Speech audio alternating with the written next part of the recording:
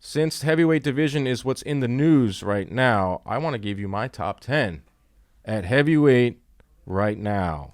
Here we go. I'm starting things off at number 10 with my guy, Frank Sanchez. 20-0, methodical, highly accurate power puncher. Lands 42% over his last 3 fights. Only throws 38 punches around. There's this label that he's gotten as a boring heavyweight. He's a Cuban heavyweight. Most Cuban heavyweights or most Cuban boxers are very slick. They don't throw a lot of punches. That's the case with Frank Sanchez, but he does have a lot of power, and he has that big win over F.A. Jagba. Signed with the PBC.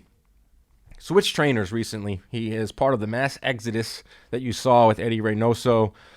He's one of the fighters to leave, in addition to Ryan Garcia, over to Joe Goossen. Joe Goossen is known as a offensive fighter. Offensive trainer, I should say. So Frank Sanchez, maybe he can find a little more, throw more than 38 punches around.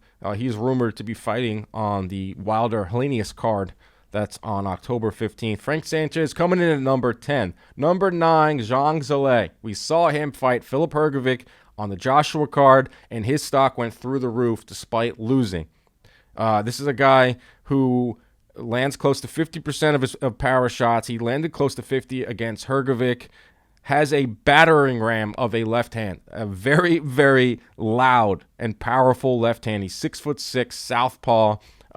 He will give anyone fits in there. Has a questionable gas tank. You saw that fight a few months back where he had kidney failure. He had massive dehydration. Even in the fight against Hrgovic, there were moments where you thought he was going to pass out. That's just what it is. The guy's like 260, obviously 6'6", but still has that that left hand that could take anybody out. Has a lot of flaws, but makes him a very exciting fighter, or a very exciting heavyweight. Could give any heavyweight a tough fight. And what he has going for him is the entire country of China behind him. There was a lot of talk about Joshua fighting Zhong Zhao in China because he could generate so much money, because I don't think there's any Chinese heavyweights. So I got Zhong Zhao coming in at number 9. Number 8, Luis Ortiz, veteran in the game. He's 33-2 with 28 KOs. He's coming off that big win over Charles Martin. That was on New Year's Day, which feels like it was like 3 years ago. He's at the point in his career, the motor, the chin is gone, but he still has that enough power and boxing skill to hold his own. He fights Andy Ruiz, which is probably Luis Ortiz's last stand. But still think he's powerful. Still think he's dangerous.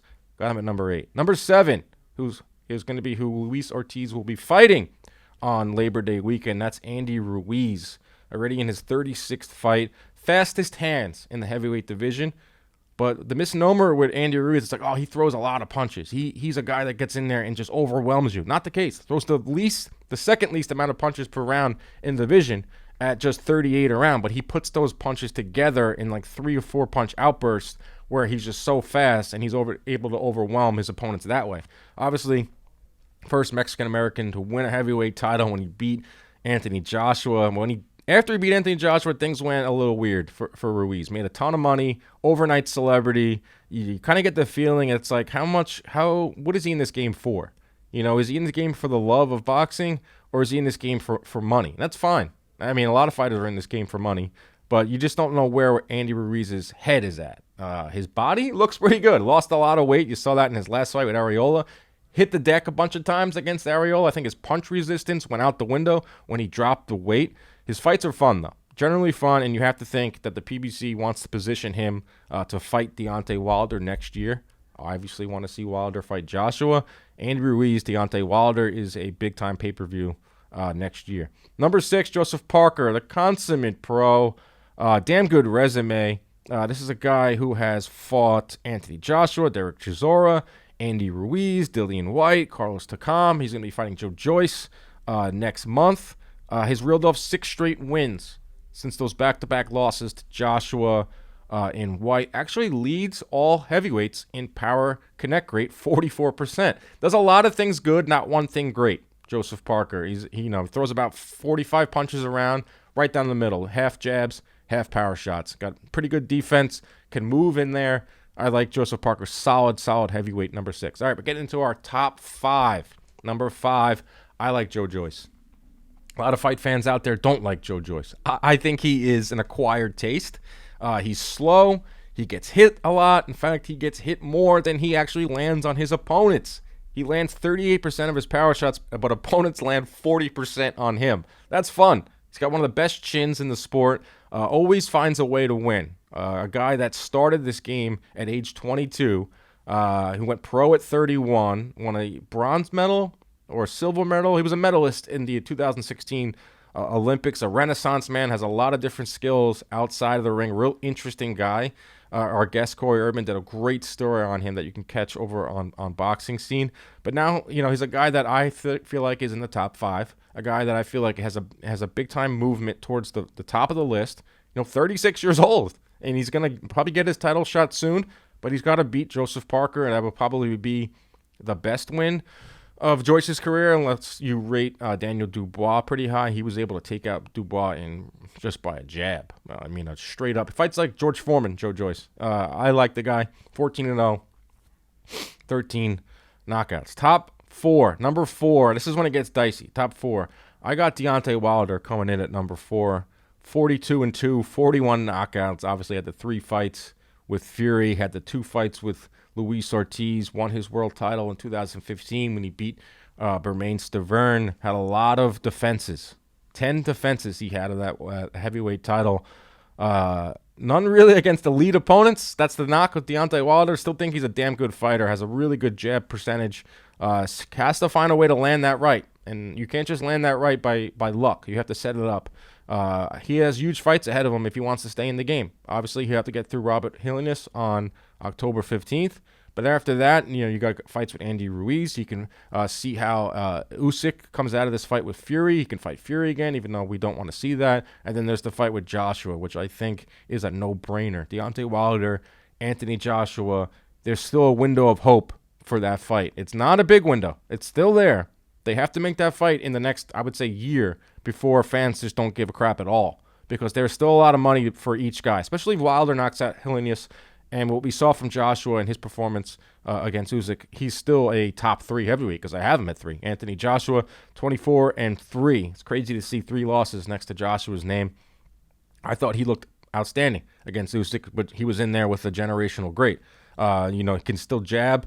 He's one of the only fighters to land 29% or higher of his jab. He went to the body well. He's a top 3 heavyweight, in my opinion, Anthony Joshua. I don't think his stock went down that much against Usyk. But I do want to see Joshua in there with some of the bigger names. He's only 32 years old, got a boatload of money. We're talking 300, 400 million plus, lifetime deal with DAZN. What does that mean? If you have a lifetime deal with DAZN, they're going to want you to fight. There's a lot of domestic fights he can have over in the UK.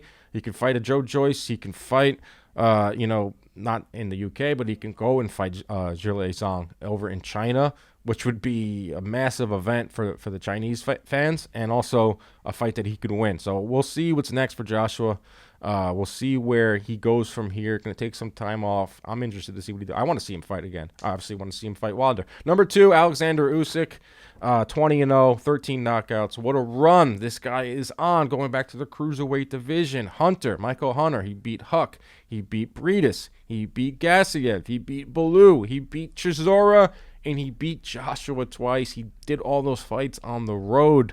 Did all those fights outside of his home country in the Ukraine. He's one of the most, I would say, recognizable faces in boxing right now. He's a guy that has the ultimate respect of every fight fan for the way he goes in there and does it, for how he's done it, and beating Joshua twice. And the run that he was on at cruiserweight, I got Usyk not only in my top 3 at heavyweight, but in my top 3 pound-for-pound list, even though I don't do pound-for-pound list. Number 1, Tyson Fury, obviously. He is the best heavyweight in the world. He's undefeated. Has that one draw to Wilder, which I thought he won. Got big wins over Wilder. Had that big win over Dillian White. Resume a little thin, though, for Tyson Fury. I'm basing him number 1 off of skill, off of the fact that I don't think anyone can beat him because he's 6'9". He's about 280 pounds. He's developed punching power later in his career. He can box you if you have to box. He can outslug you, which we saw in his fight. 3 fights, I should say, with Deontay Wilder. But all eyes now go on his fight with Oleksandr Usyk. I said it in a tweet, and I got a lot of grief for it. I said that if Tyson Fury wants to cement himself as the best heavyweight of this generation, he has to see Oleksandr Usyk. It's not saying that I don't think he's the best. Obviously, I have him number one. But if you want to cement it, if you want to leave no doubt, you want to say you've beat everyone, then you have to fight Usyk and you have to beat him, which I think he will. But Tyson Fury at number one. There it is, my top 10 heavyweights. Frank Sanchez, Zhong Zhao, Luis Ortiz, Andy Ruiz, Joseph Parker, Joyce, Deontay Wilder, Joshua, Usyk, and Fury at number one. If you disagree, you agree, you can tweet me at Dan Canobbio.